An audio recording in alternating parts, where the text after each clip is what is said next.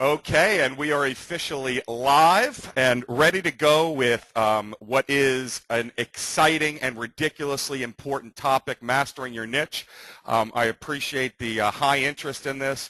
I want to tell you why I picked this as my first webinar for the agents newly as president, is that it is just, I think, the most important strategic thing that you can focus on for your business. Now, there's a lot of tactical things you can do, LinkedIn and, creating lead databases and all these other things. But the niche is at the cornerstone of how everything else is going to work. So I want to talk to you about what the rest of the world is doing, what the rest of the world is not doing, what the big billers do, and really give you food for thought about how you should either set up your desks for the newish people out there, or for most of you, redefine your desks, and for some of you, possibly even completely change your desks. All right, we'll open this up to live questions at the end, so don't be shy. What I'll do at the end is actually open up the phone lines, and then, I'll just ask you to, we'll see if that works. If not, we'll just turn to, regular sort of a Q&A. Okay? So the first thing, I mentioned earlier to you all before the recording is every agent, as you know, at ARG gets full access to all of my content. That's everything I have loaded. That's anything that I don't have loaded. So if you ever need anything in the training world, in the form world, in the, hey, Neil may have this, contact me. You know how to reach me. Okay, but I do want you to check out the portal, even if you checked it out on the first day. It's been redesigned already, so how do you like that for version 2? It's nice and pretty, and the main library itself contains 2 tabs. There's a section that has all the webinars, all the videos. It's got ebooks. It has, really anything that you really need, and there's some great stuff on there. It also has a boot camp section that I want to share with you. And then there's a second tab that's going to be forums, etc., for your library. I want you to take a look at that just for a second when you get a chance, so that you know exactly what sort of tools, forms, and everything that you guys can download. A lot of stuff there, and if you want to see anything else, you just email me, and we'll make sure that we get it up. But I want to call your attention, and again, you can get access to this by, clicking, expanding your Agent HQ, and click on the Dynamic Sale logo, enter your password and user ID, which Rob had emailed out to you. If you don't have it, email me, okay? And I want you to look at the boot camp section. I urge everybody to spend time and go through these boot camps. What's great about the virtual boot camps, even though it's not interactive because it's now going to be a recording, is you can watch these at your own pace. You don't have to dedicate 2 days out of the office, which is what this really is. When you include all the breaks and stuff, this is really a 3 full-day intensive boot camp available for your watching. It is not just bits and pieces of training. It's an interactive when you're live, but it's a comprehensive, I should say, boot camp, meaning it's a methodology that's repeated over and over and uses the same themes and the same ideas. It's how you can cheat the system. Okay, I call it cheating the system, but it's really just how you can work smart. And it's taken the best of the things that I've learned, that I've shared, that recruiters have really adopted, that's worked great. So I want you to check it out. There's a perm one, there's a temp one. You don't need to do both because they have a lot of the same content. They're just geared for different audiences, and the temp and contract is a bit different than the direct hire or perm, okay, but you don't have to do both. So I want you to go in there if you haven't and watch the LinkedIn stuff. Even if you were at the live conference in the fall and you saw the LinkedIn stuff, this is much longer and you can work on your profile as you're watching it. So I need you all to do that. I need you all to be experts on LinkedIn. If you don't have at least 2,000 connections, I need you to start doing this maybe even this afternoon, no later than tomorrow. Again, the thing about being in your own business is there's no one forcing you to do this, but I urge you because it will change your desk. Trust me on it. I'm not pitching a product. You don't have to pay a cent for it, but I want you guys to use these tools to get better, and it's my fastest and biggest selling paid item in my inventory, okay?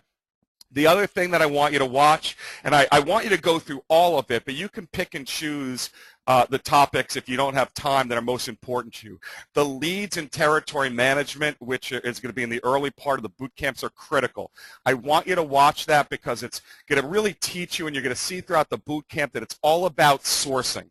It's all about, hey, oh, by the way, must be in your repertoire. You should print that out if you need help in the beginning. Put it on your, computer screen, on your laptop. You just got to get always good at finding out where the leads are and where the good candidates are on every call. And this boot camp can help you make it magical for you. So again, I really want everyone to please, please, please look at that. There's also an owners and managers, and what I call it on there is a tech boot camp.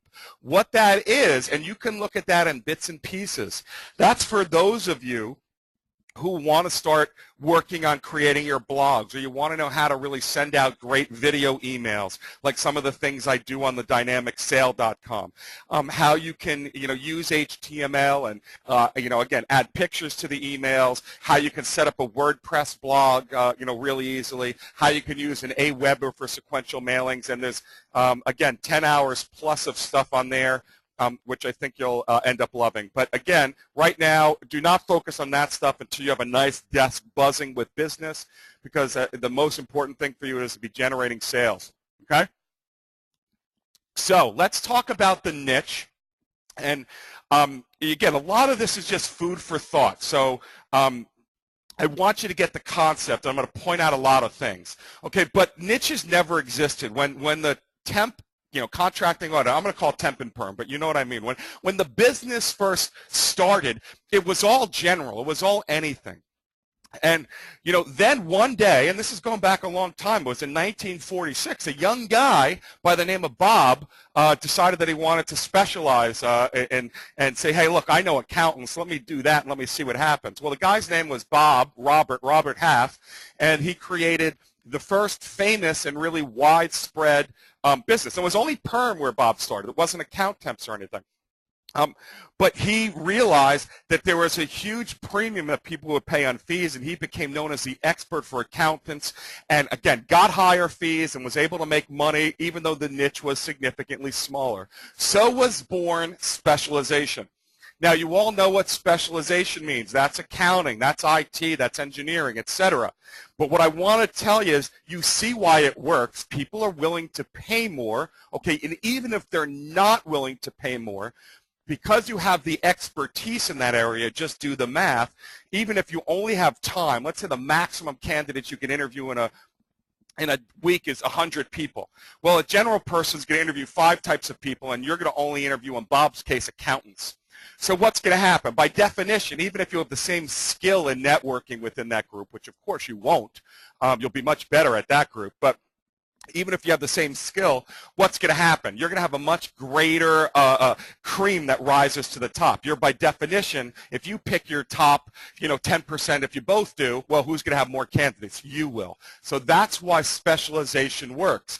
But I got to tell you, if you get that concept, which I know y'all do, specialty firms are really almost generalists today. Now think about that, right? If you're too general, i.e. accountants, okay, look, it's still much better than generalists, but it's just a specialty. It's not a niche. You're still trying to do everything within accounting, let's say, from accounts payable to CFOs. So the more someone specializes within that specialty, the same dynamics work. And look, one day everyone's going to be hyper-niched. Or I was going to say, you're going to have a major hyper-niche population, and you're going to have a major specialty population, and then you're going to have a general population. Okay, so you need to get as specialized as you can. If you're just doing anything and everything, you need to at least specialize, in my very strong opinion. And if you're specialized, I need you to, hey, not drop any business, but I need you to focus now on a true niche, on a real niche. Now, in my live interactive boot camps, I ask everyone around the room what their discipline is and what they bill. And people are, in awe when they start hearing certain numbers, both in awe or the lack of awe. What's the opposite of awe, I wonder?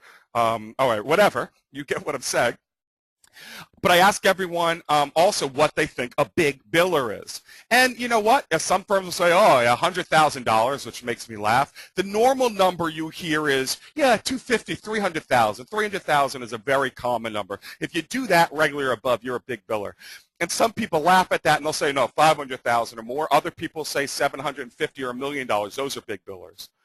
All right, so when you go around the room in a big boot camp, and you ask people to share what their billings were, well, it was a rough year last year, but I billed 92,000 and I place, admin people. Well, I billed 220 and I place accountants. Well, I bill 480 and I place financial analysts. Oh, well, I build 650,000 and I just do traders. Well, I build $823,000 and I just do electrical engineers for oil rigs. Right? So you get it. The answer is obvious when you go through. The people that are more specialized and in a more detailed niche bill more. Okay? I'm not saying every case, because you can have people that just stink or they don't hustle, they don't do what they need to do. So if you hear and you see that, and you know it's the truth, you guys can poll it, you see what's going out there, you meet people at conferences. This is how it works for the most part. Now, I'm not talking about a Lisa who is a perennial biller who doesn't use this methodology. Lisa, for example, you all know her. She's a one of a kind. You know, you're not going to replicate Lisa, right? I mean, again, I don't like to pick anyone out on the call, but Lisa and I talked about this, but this is going to help Lisa too. This will help her double her billings or add on 40%. So, you know, look, everyone uses the doctor specialty when you talk about our business, but I got to use it here because there's certain points that you just need to think about that are so obvious, okay? So, you know, where do you get more respect as a client if you're specialized or not specialized? Where will people listen to you more? And, you know, what I want to look at is, let's say you have a knee problem. Okay, now some people will, oh, God, my knee's really hurting. Let me go to my internist, my general practitioner. And some health plans, well, that's where you have to go. All right, Neil, hey, let me shoot you up with some cortisone. Let me take an x-ray. Let me do whatever. I never do that. Why do I want to? If I know what the problem is, I never go to an internist, a general practitioner. If I don't know, sure, they could start and help me with it. But I know it's my knee. Why on earth am I going to go to someone that dabbles in the knee when I can go to someone that just deals with bones, right? So I can go to an orthopedist. Okay, so if I have an issue, I go to an orthopedist. Why? Not that they're any smarter. Heck, my brother, before he decided to change his specialization into anesthesiology, was a general practitioner. So he's just as smart, but now he's an expert on pain management and anesthesia. So who are you going to go to? Where are you going to get better information? Where are you going to have more comfort? Now, the bottom line is the more specialized the doctor gets, the more they can charge you, and the more they do. And guess what? The more insurance reimburses them. Think about why that is. They don't think they're any better. They just know that it's worth it because the more money they spend on this doctor is better money spent because they're an expert in it. Now, I'll tell you, I take it a step further. When I ask friends for referrals and my knee is bothering me, why just go to an orthopedist? Why don't I just go to a knee doctor? An orthopedist subspecialty that only deals with the knee. Let's face it, we can only interview 100 candidates a week, or again, whatever that number is. They can only see X number of patients, and they can only do their continuing education and research on X hours a year or a life, right? So when someone's looking at the medical journal, do I need a general practitioner who's got to scan the entire friggin' monthly journal and go online and look at every single article posted? Or do I want an orthopedist that all they have to do is scan stuff that has to do with ligaments and bones? Or, in my case, wouldn't I be better off with someone that all that they do is read the articles and information about the knee? They get better at it because they're only placing people. Oops, did I say that? You know what I mean. They're only dealing with patients with the knee issues. They know the knee inside out. It's the same way. They all start as interns for another orthopedist, and guess what? All they do is see their 50 patients a week or whatever that number is. They all have knee problems, and they become better than general practitioner doctors, right? So you guys get that, and you understand why they can charge more. Sometimes they don't, but again, their room is just full of, and they don't have to worry about their business because anytime anyone has a knee problem and you tell them, oh, God, my knee is really bad, they say, hey, you got to see Dr. Lebo because he's a knee guy and he's great at the knee, okay? If you go into Dr. Lebo as an aside, I'm going to get to this later, and you say, doctor, I've got a bad sore throat, is he going to try to take the money from you and see you? No, which is when we're going to get into later about when you have to say no. So I need you to remember that. You specialize on something, you get really good on it, you become the expert by definition. By definition, simply by constantly talking to the candidates in that space over and over and over. And the more limited the space is, the more you are going to know, the more sound bites you have, and the better you're going to be at it. So when you create, okay, when you create a niche, you could determine it based on lots of different things. And there's 4 main areas where people create their niche. The first is function, right? And the function is going to be, well, what do they do in their job? Are they accountants? Are they attorneys? Are they recruiters? Are they outside sales? Are they salespeople? Right? The function, basically the job title. Okay, and you have a lot of people that do that. That's the example I gave earlier. That's specialization much more than it is niche, right? Unless the job function's very specific. Then there's sector niche, sector specialization. Right? And that would be, well, I just work in financial services. I just work with insurance. I just work with consumer goods. I just work with pharmaceutical. I just work with healthcare, right?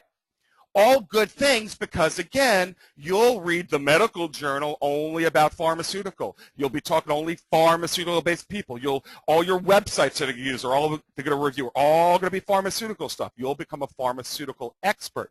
Still a specialization, still much better than just placing anyone, but you get the gist. Geography is another one, but it's becoming very, very passé with the internet, with the virtual world, and people say, should my business be local or should it be national? You're going to see that most big billers do not work a local business. And if you are, I think you should talk to me about it and explain why. We see if that makes sense. You should really open it up, of course. But geography is one that people do. Then there's the level of the type of positions. I only place C-level people. I only place managers, or only, right? You guys get it, the type of entry level, recent college grads, whatever, right? The level of the person. Well, the more of these things you put together, the more detailed your niche is going to be and the better it is. So put all of these together in any combination you want, and there's your niche, right? Credit analyst for commercial banks, pharmaceutical sales reps for male-enhancing drugs. I don't know if enhancing is the right word, Viagra, all that sort of stuff. Web developers in Miami, Florida only. Life insurance actuaries, right? Very, very specific about what you do. Now, normally in a live boot camp, people say, well, Neil, how can't you get too specific? And the answer is, of course you can. You just want a niche where there's enough business to make a living, but it doesn't need to be nearly as much as you think, because you're going to get to know these people at a whole different level. And even if they're all dealing with 20 agencies, or, you got to get on the approved list, you're going to not have to worry about that because your sales calls become very easy. That's great, but I only deal with knee injuries, right? That's fine that you have 13 doctors. When you have a knee problem, I'm the guy to see. Right now you have a knee problem, you want to talk to me. Right? Again, that's not going to be your call. And if you say, they're going to say, what the hell are you talking about? You're a knee doctor? I thought you were a recruiter. So you know what I mean. I love this example because Jeff Kay, good friend of mine, great trainer. He runs an unbelievable firm in Dallas.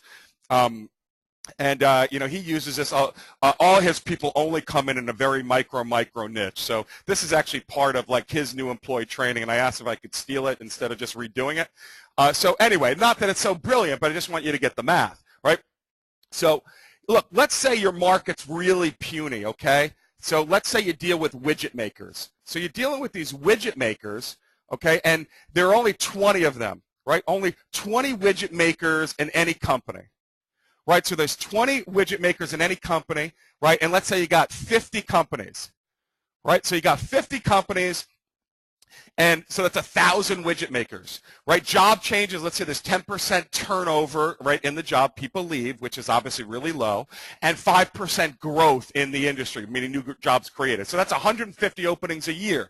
If you only decide that you want to work with 10 out of these 50, 20% of these clients, the rest of them are going to be your sources for recruiting. Okay, so you source the other 40, you work with the 10. So your market potential, right, is 20% of these 150. Okay, so that's 30 of these openings. Let's say you get 20 of these, and again, you're going to know them so well, but again, you're still going to lose some for whatever reason. Your potential, fee, if it's $25,000, means just with this tiny world, could be $500,000 in production, right? $500,000 in production. So I need you to think about that.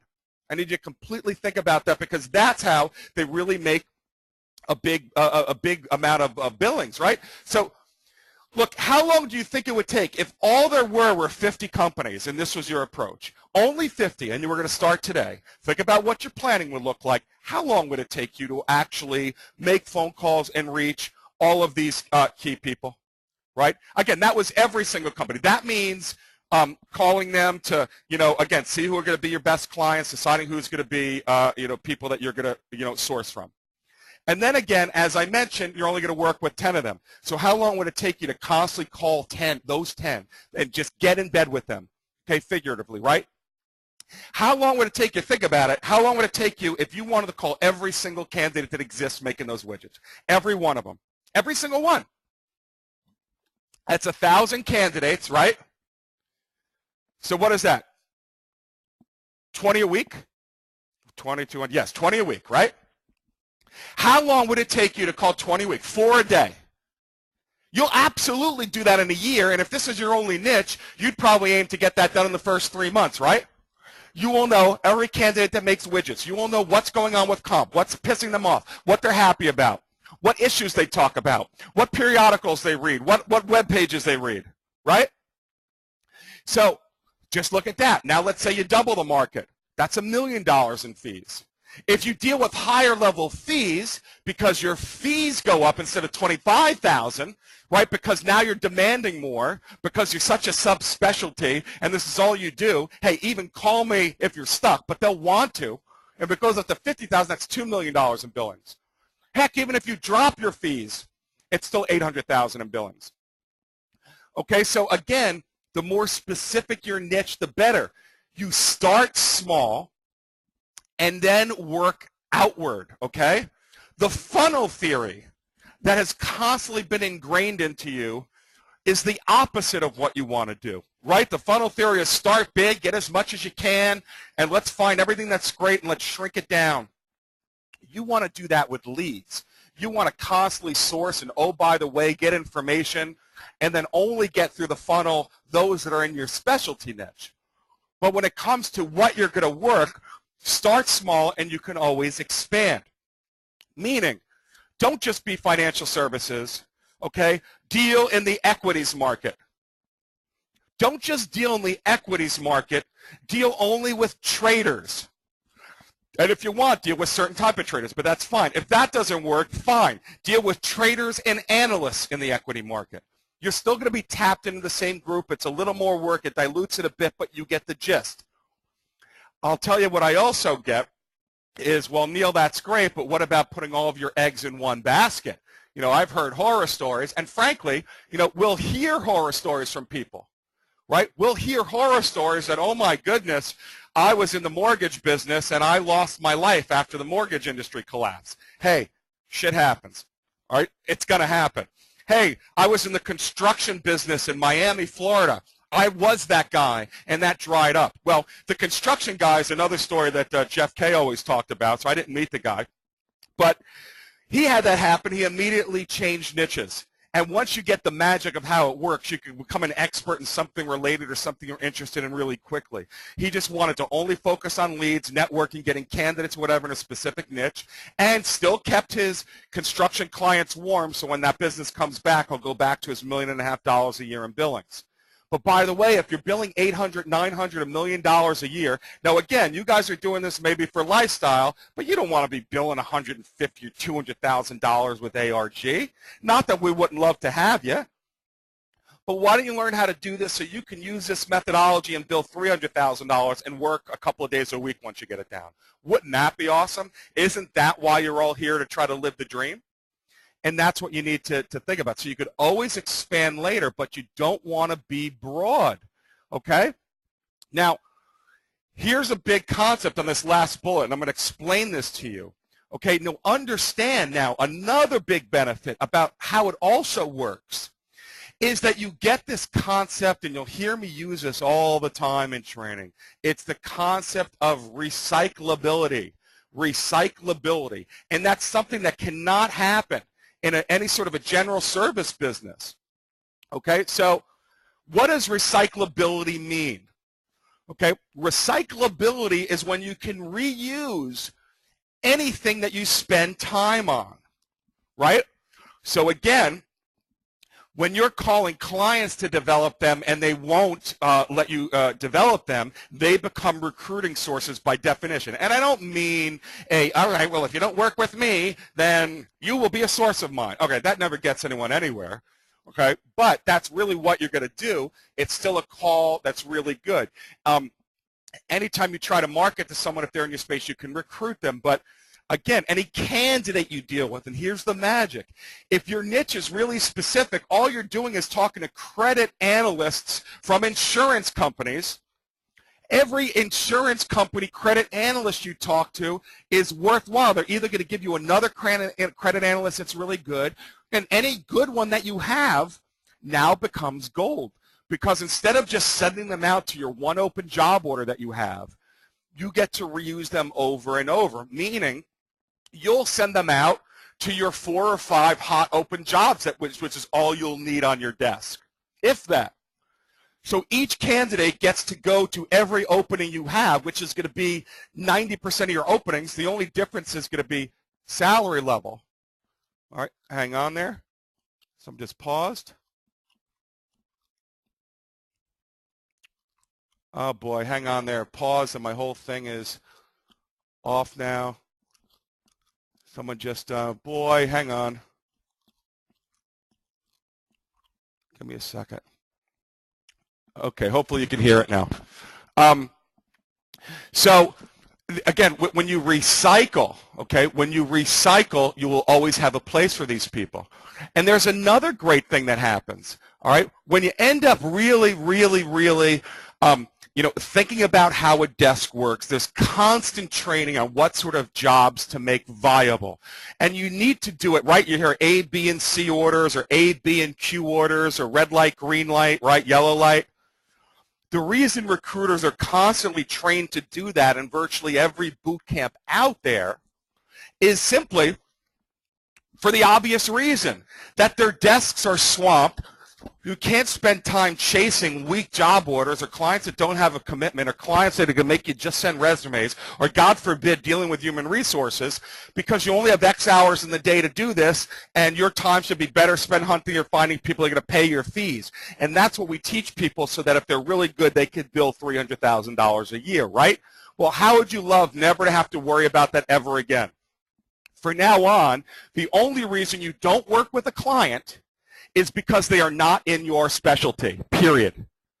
Period. Back to the doctor example, you'll learn to say no, okay? But why does it work? Because of course you're still going to work with the A clients and the B clients, but you don't need to discard the C and D clients, which could include bounty jobs. It can include some split partners that don't really work great with you.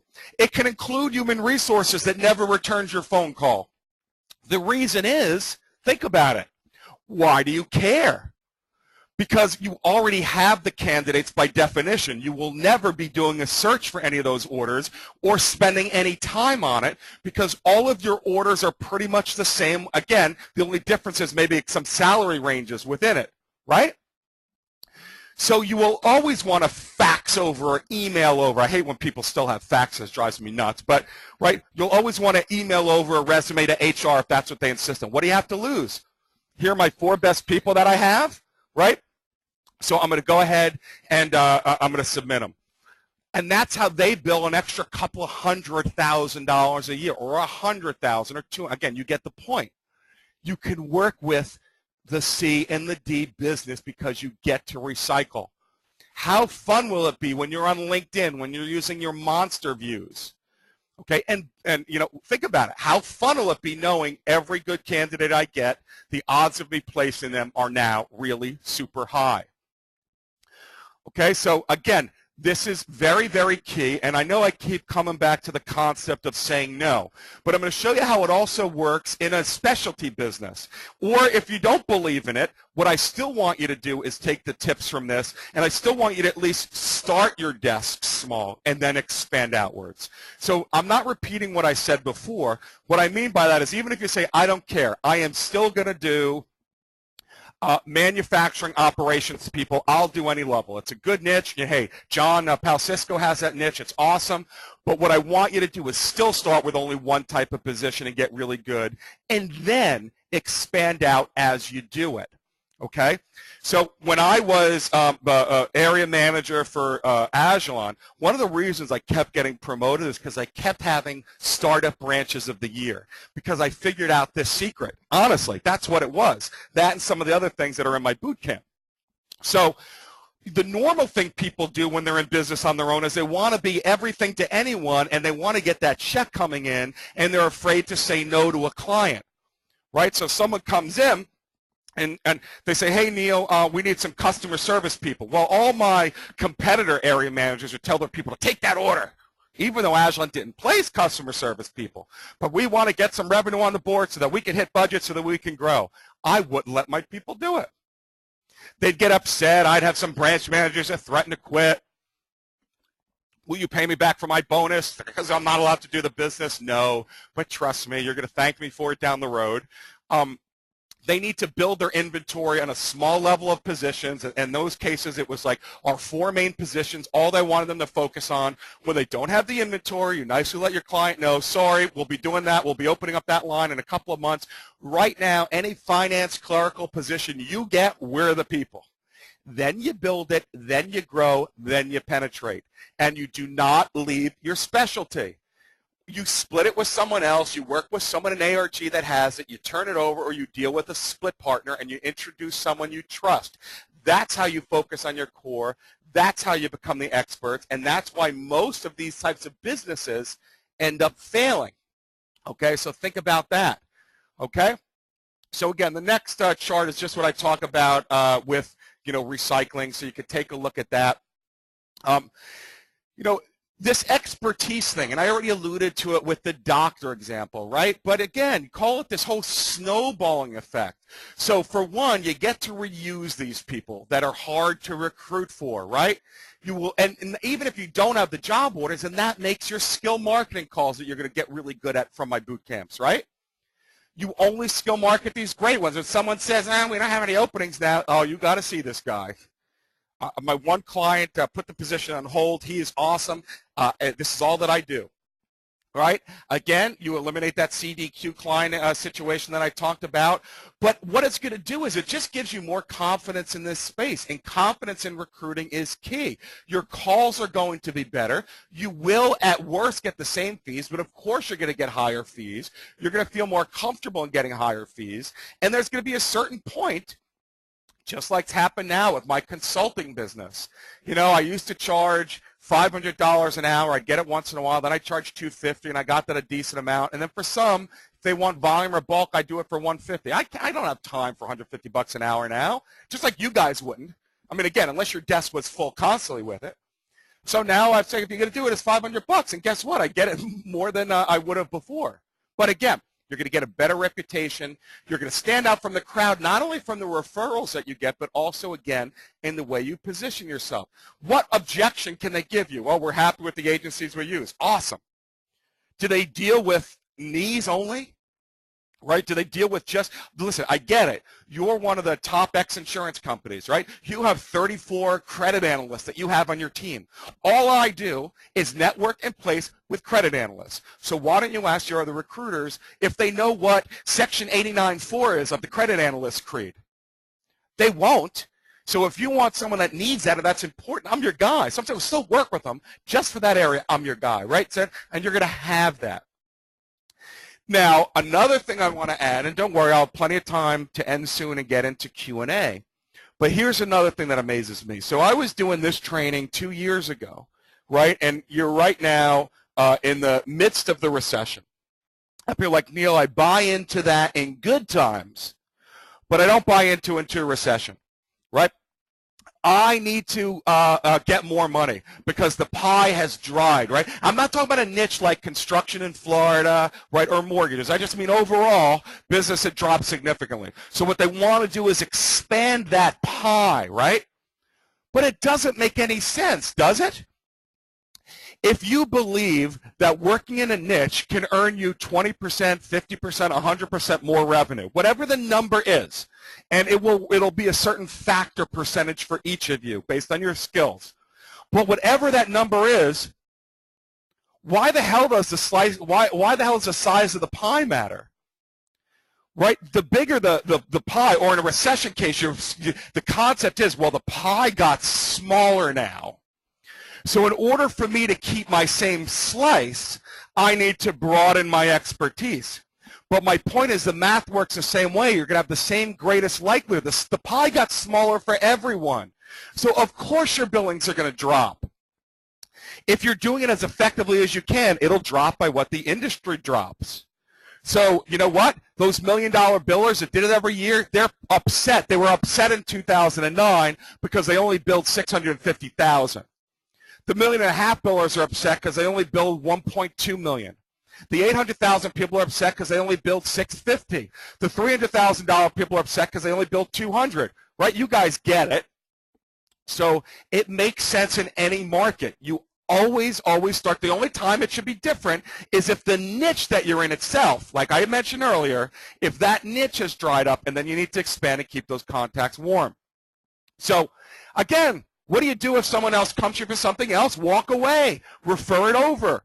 Don't go with your intuition to service them, okay? Don't. Now, again, some of you out there who I've talked to that said that's exactly what I do, and I'll find someone to split it. Hey, work out a deal where you get 25% of the job orders and give it to someone else.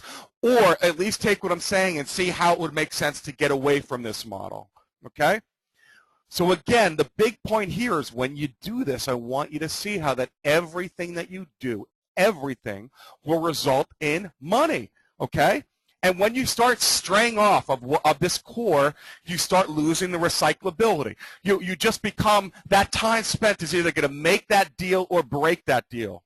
So even if you don't bill one thing in 2 months with this strategy, you know that it's going to come kicking in big time in the next month because, again, you're sticking just within your expertise. So before we get into some Q&A, I want to just share with you what you do now that you've created it. And I think it's kind of obvious, right? I think we talked about it, but you want to know every potential client or prospect you can in that sub-niche. If the sub-niche is still too big, this is where geography comes in. Know every single one in your local market where you can visit or meet, because face-to-face still will be worth 100 phone calls. Or know all of the top ones in the nation and start with the best ones that you want to get to know. Or, which is what I would do, follow only on the repetitive leads where you see people are using agencies constantly. They're paying money and they constantly have openings exactly in your space, and deal with those as opposed to people who might not use agencies or rarely use it, or they love to just go on Monster, right? So again, you want to get a nice, good handful of people, like that 50 example I gave, or 1,000 total candidates. Know the best 1,000 candidates in there and make that your strategy. Think about what your LinkedIn profile is going to look like. Think about what your LinkedIn searches will look like. Think about what your accountability is going to be when you see a new person. You're going to immediately look for the credit analyst in any insurance company. Okay? And you're going to want to talk to these people and know everything you can about them, right? All those examples that I gave you before. So here's a little bit of a checklist, and this is just, I think, very obvious stuff, and that's just part of your handouts, right? So researching all these people and, you know, bio and getting forms for the people and using send-outs for it, and, again, everything that you do is within that niche, right? So, again, this is just a nice sort of summary of some of the things we talked about. when you go through my boot camp and you go through the prospect management side, this is one of the slides that I have on there. And I just want you to think about, a lot of this is common sense anyway about making that target small, and that's what you need to do in a micro niche. Because that's the way sophisticated companies set up their sales force. They don't say, okay, let's say we're going to take Famous Amos cookies, and it's really big in the Midwest and the West Coast, and we want to sell that now on the East Coast. They don't just hire 10 people and say, call the entire East Coast and try to convince them about why Famous Amos is so good. They don't just take their money and advertise on every TV station across the East Coast, right? They start in a market where they can get a base, where they could at least spend the money in repeat so that there's some value, right? Repeat the ads, make sure they see it on TV, they hear it on the radio, right? They see it in the newspapers and the periodicals, they see it on the web. It's the same thing you want to do. When they hire sales reps to sell this, they don't just say, okay, let's put one sales rep in New York, and you know, again, whether you're selling Anheuser-Busch beer, let's use that one. Again, let's just say it wasn't big on the East Coast. Say, all right, well, go for it, sell to New York, and once you get successful, we'll add on a second one, then a third one, a fourth one. They figure out, well, how many distributors are there in New York? How many big bars are there in New York? How many mom and pop places are there? So what do I want these people to focus on? Well, I'm going to have you focus only on the big places. Okay, you're focusing only on the big places. Well, how many are there? In the big places, what do we think the call frequency should be? How many times do they need to call or visit this place? How many times do they need to do a demo? How many times do they need to send out free samples? And how many medium-sized ones? How often do they need to do that? And based upon that and how many hours in the week, they back into, okay, this is going to be your territory to these 3 blocks, but it's these 28 companies, right? That's all they do. Even if there's only one rep that they hire, they're only going to focus on those 28 companies. So you guys get the point, and it puts everything together. Okay, so look, you're going to see in that territory, example that I gave. So if you have a niche that's bigger than 50 companies with 20 candidates, you need to back into it. And don't worry about the math so much. But how often do you need to contact each of these people? Is it once per month? Is it once a week? Is once a quarter okay for some of these? A couple times a year? Right? And how many of these contacts do you need to then talk to? Okay? I don't mean check-in or touch-base calls, which you're going to have to add that to. But how many calls are you going to need to make to really, really build this niche? Is it 5 a week, 10 a week? Is it 20 like the candidate side? Right? And then you just do the math back into it. Or start small, and then when you accomplish that, grow and add onto it. This way you don't need to do any math. Okay, but that's the concept that you want to do. This credibility that you're going to have, this confidence that you have is going to be unbelievable. And think about why jobs don't end up getting placed anyway. Obviously, you'll place almost everything, right? You'll lose if you don't do the prep and stuff, right? But whatever your competition is, if there's only one person, you'll place half those jobs, right? If you have the candidate, but the recruiter doesn't know who to call, or if they kind of have an idea who to call and they start their research out, then they spend time going through their database, they got to spend time recruiting, and then they end up losing that job, or the job's in process, or the job gets put on hold, right? So they don't know who to call, right? The other reason it happens is they just don't make the phone calls. They don't really execute it the right way, right? And they don't know what to say. They don't to attract the desired candidate. They don't know the buzzwords or how to get the people excited. Okay, so the point is, if number 1 is wrong, right, if you don't know who to call, 2 and 3 won't make a difference anyway. And on the same note, if you get 1 done, 2 and 3 sort of take care of themselves. So having these candidates, who to call, the right ones, and it's a no-brainery in the niche, does it every single phone time. Okay, so then you simply develop your phone plan, and I want you to go the territory management, which I told you, the lead stuff, and the skill marketing, telemarketing section. There's a detailed recipe in there that I won't go through here that just is going to show I'm going to go through the leads first. I'm going to go through my top targets. Right? You're going to practice this, and we're going to have all that stuff. Okay? So, and I think, you know, in ending, before I open this up to questions, I think, look, if you look at all this stuff, your objection handling is going to be great. Okay? Because you know what? Listen, Mr. Klein, I get it, but I'm the only one who deals with knees. All right, so that's it. I mean, I've got some, stuff for you in here on blogs and stuff, but you'll be the expert on your blogs. You're going to be the expert on LinkedIn. You'll be the expert on any articles that you send out to your people. Now, your blogs are not, don't worry about traffic. You're not looking to make money on your blogs. Don't worry about all these things that are going to drive you nuts on the blog.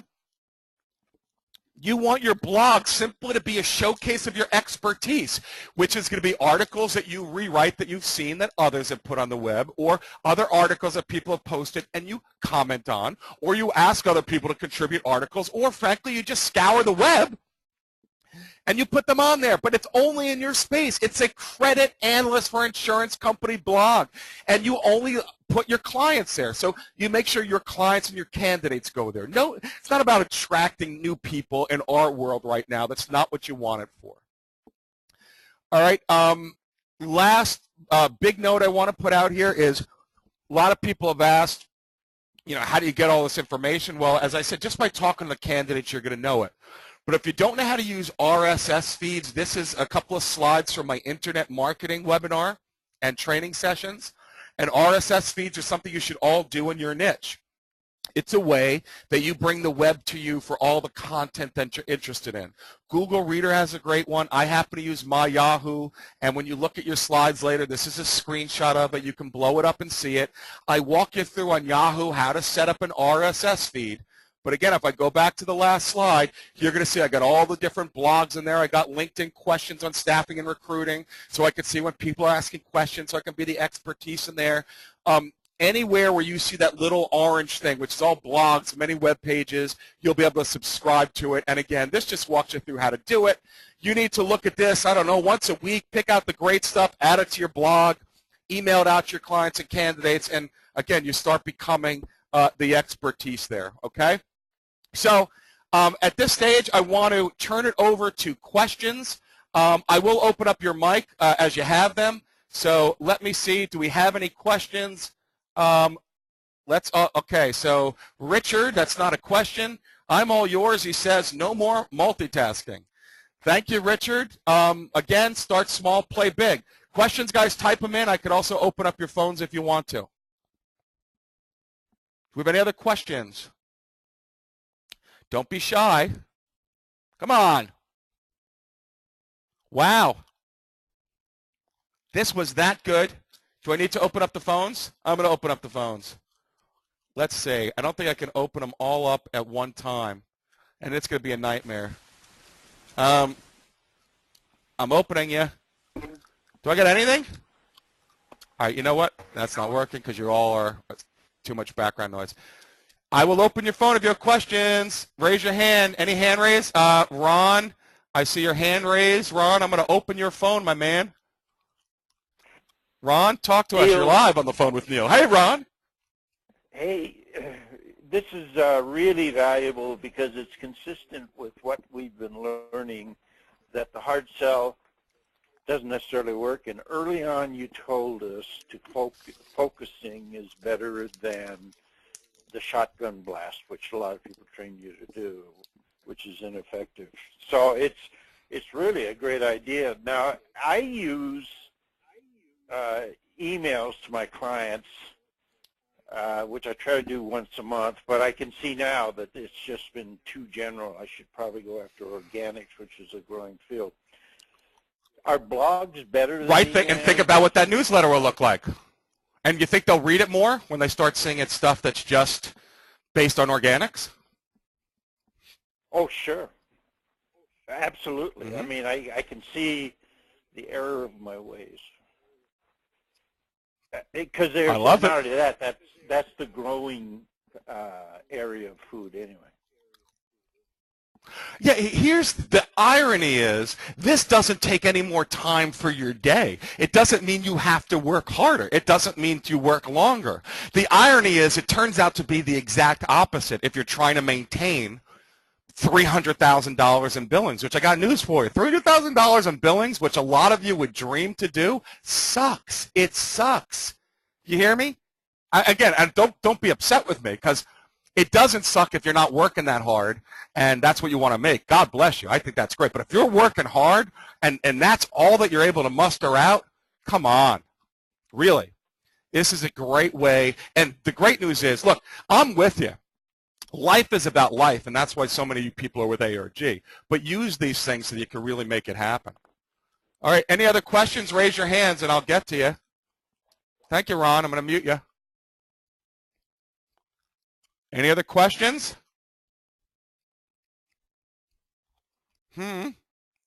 All right, well, at that point, I guess we're going to go ahead and end this here. You guys have been absolutely an awesome audience. Not that I can tell, other than I see most of you have been paying attention, believe it or not. And don't be a stranger. You got any questions? I am here to help. Carpe diem, my friends. Look out for your email for full engagement. And I am so thrilled to be part of your organization. I can't even begin to tell you. Carpe diem, everyone, and zip-de-doodly-doo.